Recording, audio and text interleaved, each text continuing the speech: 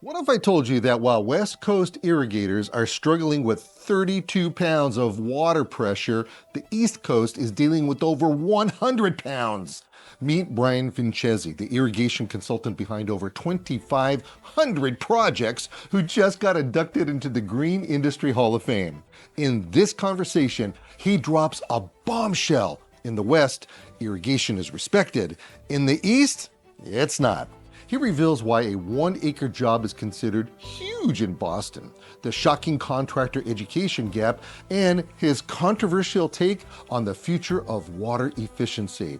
If you want to understand why your region irrigates the way it does, you can't miss this.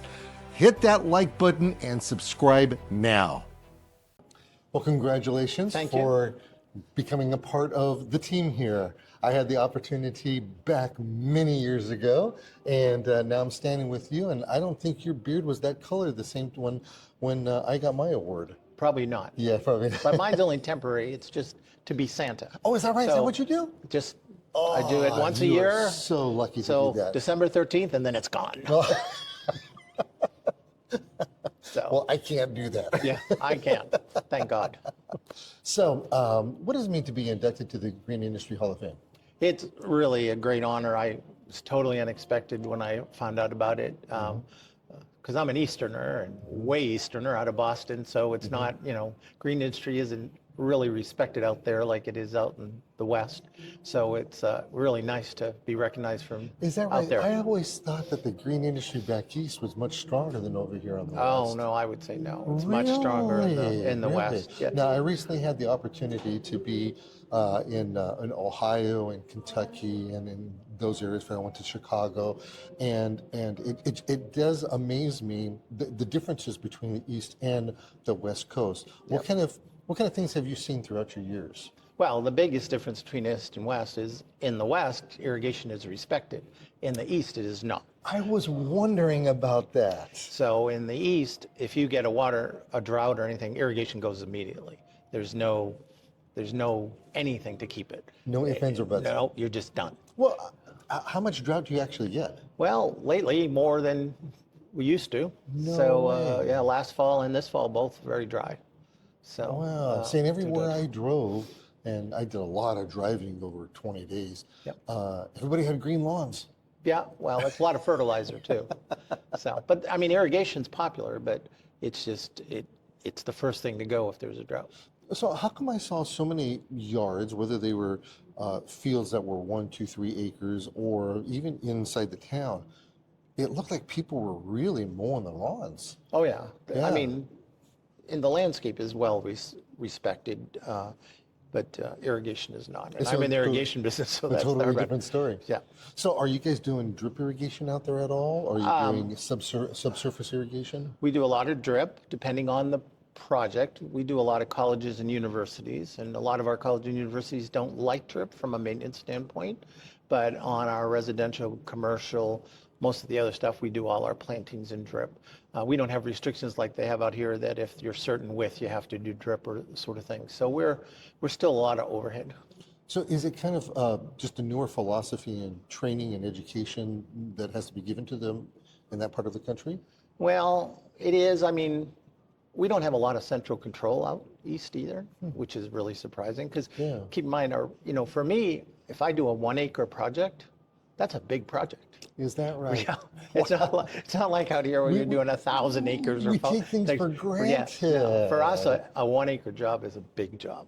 Wow, that's If we do a amazing. 1-acre park, that's huge. So when I was in the landscape business, the largest landscape I ever did, which is huge, is 20 acres. Yeah. That was absolutely huge. And the specs, most of the landscape was on a hillside, and the specs on the architect's plans said that all of our pipe had to be buried on the hillside. Uh-huh. And Hard to do. that was so tough. Yeah, so- Absolutely tough. So where do you see the irrigation in the future? It's all about saving water, and being more efficient. And the problem is in educating. Unfortunately, a lot of the contractors aren't educated in the right way to do irrigation. We have some states that require licensing and a lot that don't. And so therefore, you know, you have the landscaper who puts in 3 or 4 systems a year, so they're not very good at it, versus the guys that are putting in 50, 60, 80 sort of thing. So our biggest issue is installation. So I would imagine that the bidding process is also kind of wacky in itself for those people if they've never put them in before. Well, it's surprising, but out east, it's very, there's just certain companies that do the big stuff and nobody else. So the Bright Views of the world, you know, they do the So big therefore, stuff. there is room for the industry to grow, for people to start businesses and go if they, you know, choose to. If they're good, yeah. It's hard to find good contractors. Oh, So interesting. it's, I mean, you know, getting somebody to match precipitate's really difficult Wow. out there. Now, what about that? What about the pressure of water, the water pressure that you have out there? Because over here, you know, we're tickled pink if we get 32 pounds. Yeah, we have a lot over 100. Yes. So we have to worry about more regulating it than boosting it. You guys are blowing up Yeah, pipes. we've got, well, Oh no, my you just got to do it goodness. right. We have lots of pressure. We very rarely are, you know, our average is probably 75 to 90 Man, that's amazing. in the north. If you go South Carolina stuff, you'll get down in the 30s. But So with having that kind of knowledge, when you put in your lateral lines, can you put in more heads than the average bear? no, No, you you got a still have to velocity follow- restriction. You still have to follow the rules. It's got to follow the rules. Oh, that is just and we amazing. use in the north, all through the north, Chicago over, we use a lot of polyethylene pipe, Wow. which if you go in other parts of the country, it's unheard of. My goodness. So- Wow, what an education. And that's the reason why you're inducted into the Green Industry Hall of Fame. You have that information, you have that knowledge, and I appreciate you sharing it with us Great. to us. And much success in the Great. future. Thank you very much. Thank you very much.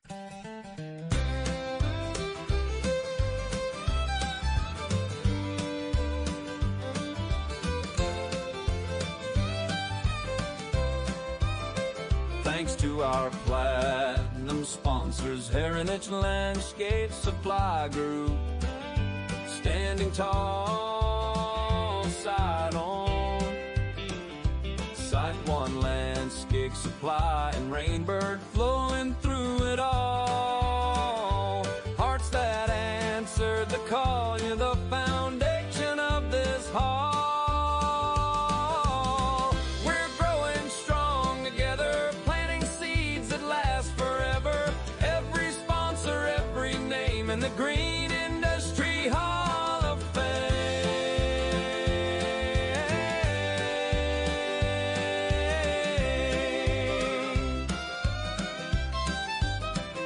Our gold sponsors, Hunter Industries and K-Rain, shining bright. The Irrigation Association, guiding light. Plus CLCA Insurance Solutions, silver sponsorship in our side. You help us reach a greater height. Bronze sponsorship came from West Coast Arborists, as well as the American Society of Irrigation Consultants and Kellogg Garden Products, plus Toro 2.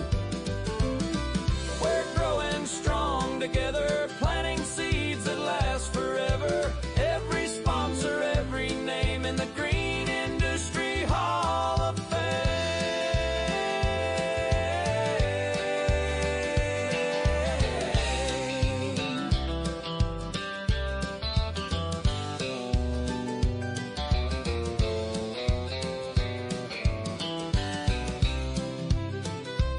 We have continued support from the Southern California chapter of the American Society of Landscape Architects. We honor you as well as New Biz. The Landscape Architecture, CLCA, Orange County chapter, and our